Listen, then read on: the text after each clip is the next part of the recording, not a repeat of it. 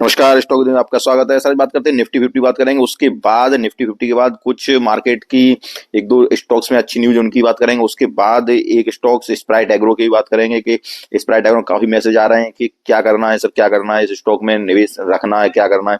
तो सारी कुछ बातों पर चर्चा करेंगे। और सबसे पहले अगर बात करते हैं निफ्टी 50, तो आज के दिन की निफ्टी 50 अगर बात करें तो निफ्टी में आज के दिन 23,742 अंक पे निफ्टी ने क्लोजिंग दी है। और निफ्टी की जो क्लोजिंग रही है, अब निफ्टी के सामने जो क्लोजिंग 742 की रही है, 23,742 पे है। तो अब निफ्टी के लिए सपोर्ट कौन सा आ गया है? अब निफ्टी के लिए सपोर्ट जो अगला आ गया है वो 23,500 का है सपोर्ट। ठीक है, 23,500 का सपोर्ट है। और 23,000 अगर 800, जब तक 23,742, 23,000 लगभग 500 के ऊपर है, तब तक निफ्टी के लिए आपका 23,500 एक सपोर्ट का काम करेगा।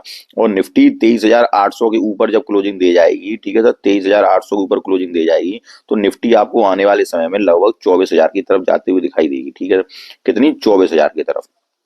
तो अगर 23,700, 23,800 के ऊपर निफ्टी क्लोजिंग देने के बाद जब वहां पे क्लोजिंग देगी तो 24,000 की तरफ दिखाई देगी। उसके बाद अगर आज के दिन के मार्केट में देखें तो आज के दिन मार्केट में जबरदस्त मूव रहा। और स्मॉल कैप स्टॉक्स रहे। स्मॉल कैप स्टॉक्स के साथ अगर कुछ अन्य स्टॉक की बात करें, जिसमें कि हम बात करें पीएसयू स्टॉक्स की। सर कौन से? PSU stock.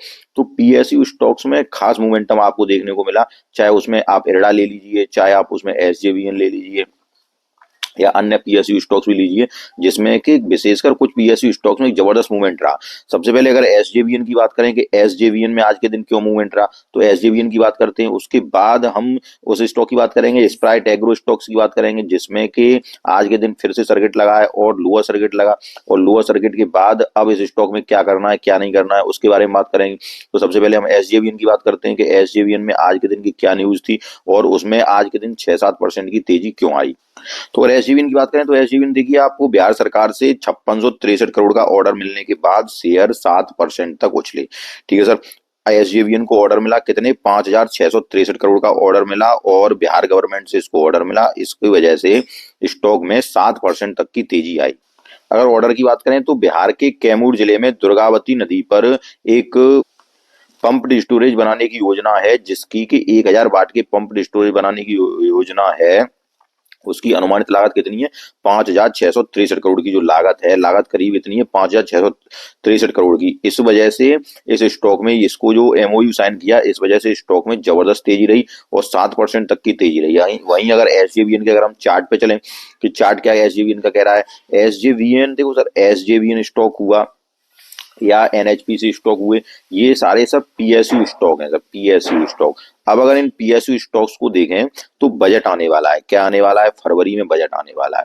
तो फरवरी के बजट की वजह से इन पीएसयू स्टॉक्स में मोमेंटम रहेगा। ठीक है सर, इन पीएसयू स्टॉक मोमेंटम रहेगा। और जैसे ये बजट के आसपास आएंगे तो इन स्टॉक्स में और भी मोमेंटम देखने को मिलेगा, जिसमें कि आप चाहे रेलवे के स्टॉक्स ले लीजिए, पीएसयू स्टॉक्स, रेलवे के स्टॉक, जिसमें कि रेलवे के स्टॉक्स में आरवीएनएल हो गया। ठीक है सर, आरवीएनएल हो गया या आईआरएफसी हो गया या रेलवे के अन्य स्टॉक्स जो कि पीएसयू स्टॉक्स हैं। उसके बाद अगर डिफेंस में आ जाइए, डिफेंस में आप जीआरएससी को ले लीजिए, चाहे आप ले लीजिए कोचिन शिपयार्ड को ले लीजिए, चाहे आप मझगांव डॉक को ले लीजिए। ठीक है सर, मझगांव डॉक को ले लीजिए, चाहे आप एचएएल को ले लीजिए, चाहे आप बीएल को ले लीजिए। ठीक है सर, इन स्टॉकों में, डिफेंस के स्टॉकों में और अन्य पीएसयू स्टॉकों में मूवमेंट आपको देखने को मिलेगा। अब देखते हैं एसजेवीएन की चार्ट की तरफ चलते हैं। चार्ट एसजेवीएन का क्या कह रहा है? अगर आपके पास स्टॉक है तो आपको क्या करना है? अभी तो देखो, अभी पीएसयू स्टॉक जो भी आपके पास है उनको होल्ड रखिए। थोड़ा बहुत दिक्कत हो सकती है, लेकिन इन स्टॉकों में अभी दिक्कत नहीं होगी जब तक ये बजट के आसपास आ रहा है। अब क्योंकि काफी न्यूज ऐसी निकलती है कि पीएसयू स्टॉक में बहुत ज्यादा बढ़ चुके हैं, अब इनमें गिरावट होगी, बहुत ज्यादा बढ़ चुके हैं, कई मैं आर्टिकल ऐसे पढ़ता हूँ। लेकिन अभी आपको इन स्टॉकों को, अगर आपके पास है तो इनको होल्ड कीजिए स्टॉकों को। और थोड़ा बहुत अगर आपको दिक्कत का सामना होता भी है तब भी आप इन स्टॉक्स को होल्ड कीजिए, क्योंकि अभी पीएसयू स्टॉक्स में मुझे नहीं लग रहा है कि अभी आपको कोई दिक्कत नजर आएगी। ठीक है, अब देखते हैं एसजेवीएन स्टॉक्स की तरफ। अगर हम एसजेवीएन चार्ट पे आए तो सपोर्ट लगभग 97 के, देखो ये इसी के इर्द गिर्द घूम रहा है स्टॉक। जो स्टॉक लगभग 97 का इसे लो लगाने के बाद ये यहाँ तक ये घूम रहा है, इसी जोन में घूम रहा है। और इस जोन में घूमने के बाद स्टॉक कहाँ पे, ये लगभग आज के दिन 110 पे आया। 110 पे जाने के बाद अगर इस स्टॉक में देखिए, अगर इस स्टॉक में आपको फ्रेश एंट्री करनी है, अगर आपके पास कहीं ऊपर से है, ठीक है सर, कहीं ऊपर से है, और अगर आप कहीं स्टॉक में फंसे हुए हैं, आप ये सोच रहे हैं कि हमें ऊपर से लिया है, हम स्टॉक में फंसे हुए हैं, तो देखिए अभी स्टॉक्स, जो भी पीएसयू स्टॉक्स हैं उनको आप रखिए, और इनमें अभी कोई पैनिक होने की जरूरत नहीं है। लगातार स्टॉकों को, लगातार कंपनियों को ऑर्डर मिल रहे हैं, लगातार कंपनियां, देखो अभी जितने पीएसयू, चाहे आप रेलवे, चाहे पावर, चाहे डिफेंस, इन कंपनियों को ही ऑर्डर मिल रहा है, ठीक है सर। तो इन कंपनियों में आपको अभी डरने घबराने की अभी तो कोई, मुझे कोई जरूरत लगती नहीं है। अगर आपके पास कहीं ऊपर से है स्टॉक को, तो आप इसमें कोई टेंशन लेने की बात नहीं है। इन स्टॉकों को आप होल्ड कीजिए, पेशेंसली होल्ड कीजिए, और ये बजट के आसपास और बजट के बाद भी इनमें इनमें ऊपर ऊपर जाने की गुंजाइश बनी हुई है, ठीक है सर। अब अगर यहाँ देखें तो देखो 90, अगर आप फ्रेश एंट्री की सोच रहे हैं, तो फ्रेश एंट्री के लिए अगर देखें, तो अगर आप कोई शॉर्ट टर्म के लिए फ्रेश एंट्री सोच रहे हैं, तो यहाँ नीचे का मान लो आप इसमें एसएल ले सकते हैं, लगभग 102 रुपए का एसएल ले सकते हैं। वहां से फिर नीचे अगर जाता है तो फिर ये स्टॉक आपको 102 रुपए के बाद फिर ये स्टॉक अगर नीचे जाता है, तो यहाँ पे लगभग सपोर्ट 1197 के वहां पे भी आसपास दिखा सकता है। कितना सर, 98.22 के पास, कितना, 98.22 के पास। लेकिन स्टॉक यहाँ से ज्यादा नीचे गिरने की गुंजाइश नजर नहीं आ रही है मुझे।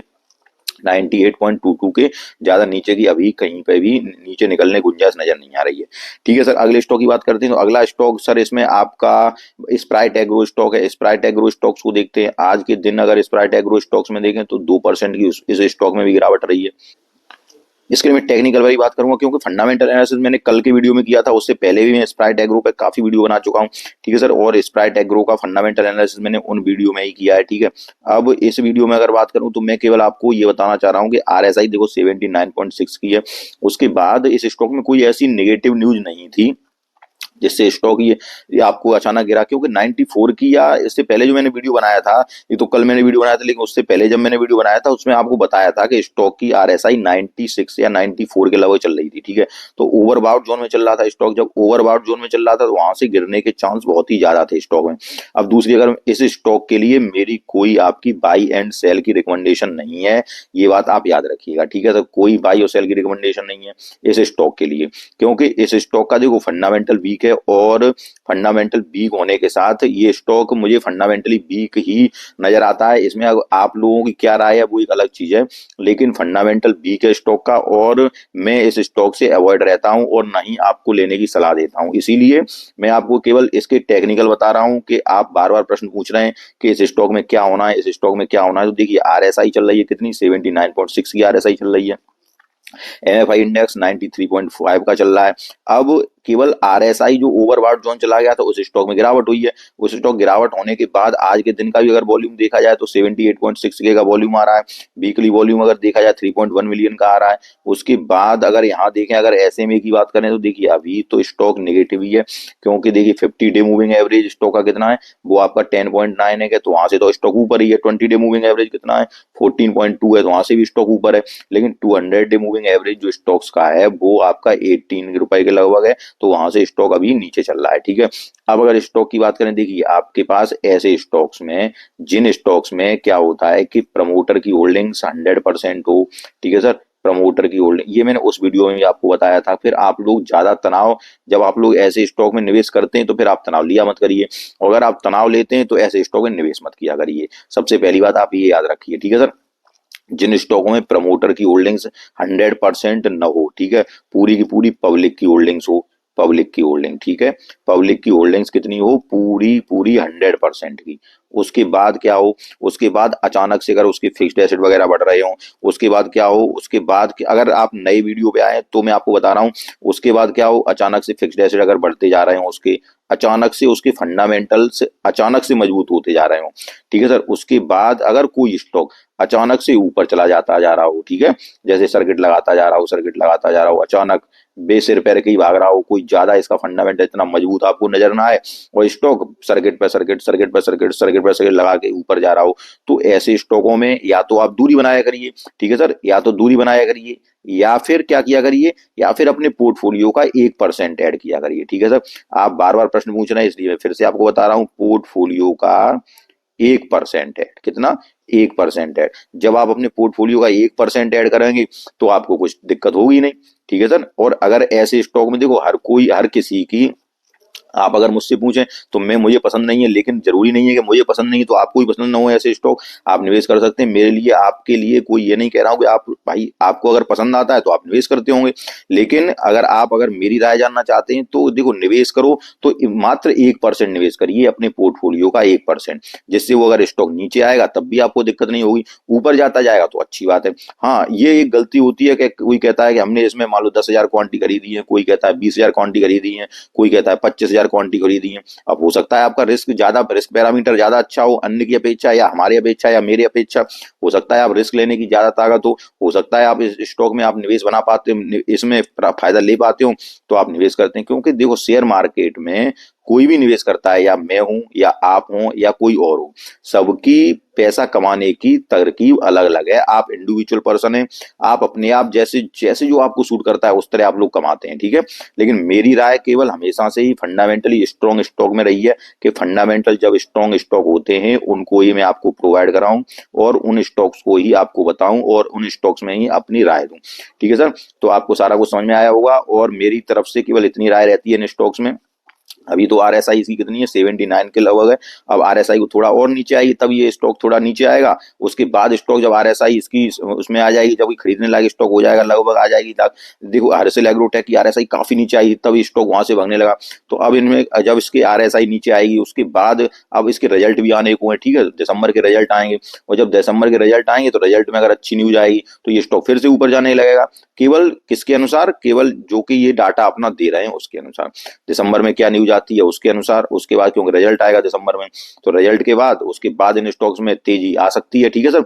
लेकिन मेरी तरफ से कोई भी इन स्टॉकों में खरीदने की या बेचने की सलाह नहीं है। आपको सारा कुछ समझ में आया होगा। सारा कुछ समझ में आया हो तो वीडियो को लाइक कीजिए, चैनल को सब्सक्राइब कीजिए। हाँ, थोड़ी आज जब और कुछ इसके इसके टेक्निकल थोड़े से और अच्छे होते जाएंगे तो आपको मैं लगातार अपडेट करता रहूंगा, ठीक है सर। तो आपको सारा कुछ समझ में आया हो तो वीडियो को लाइक कीजिए, चैनल सब्सक्राइब कीजिए। धन्यवाद।